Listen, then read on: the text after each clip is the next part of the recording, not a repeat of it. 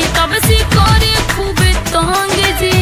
बाल्टी के पानी हाथे सचो भेट गल हो। सॉरी सॉरी ससुर जी सॉरी सॉरी।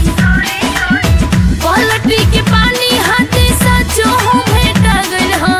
सॉरी ससुर जी रंगवा गलती से फेंका गल हो। सॉरी ससुर जी रंगवा गलती से फेंका गल हो। सॉरी सॉरी ससुर जी सॉरी सॉरी। सॉरी सॉरी ससुर जी सॉरी सॉरी।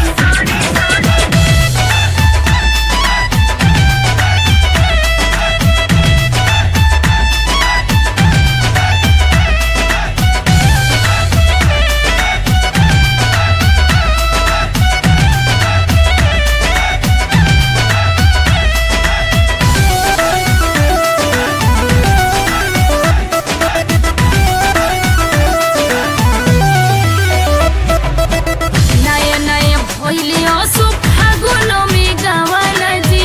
दिन भर में कोई बेरी लिपनिया गानावा जी। सॉरी सॉरी ससुर जी सॉरी सॉरी।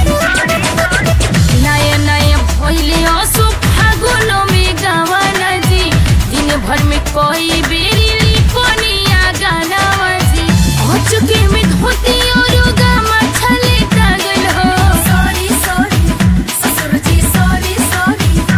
ए जी अचके में धोती और गामा छले कागल हो। सॉरी ससुर जी रंगवा गलती से फेंका गल हो। सॉरी ससुर जी रंगवा गलती से फेंका गल हो। सॉरी सॉरी ससुर जी सॉरी सॉरी। सॉरी सॉरी ससुर जी सॉरी सॉरी।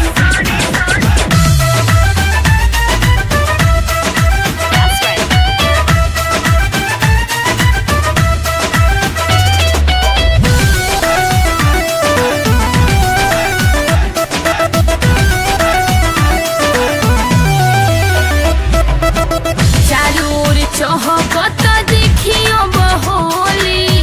तूफानी तबाही बबलू ऐसे जनी बोली। सॉरी सॉरी ससुर जी सॉरी सॉरी।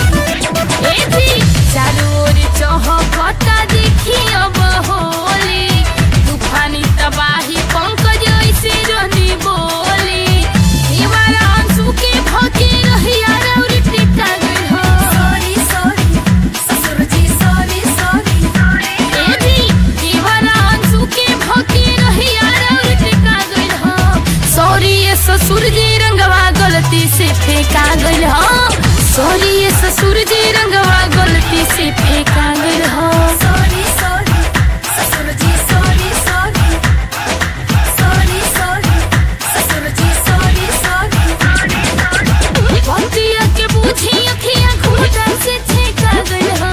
सॉरी सॉरी ससुर जी सॉरी सॉरी।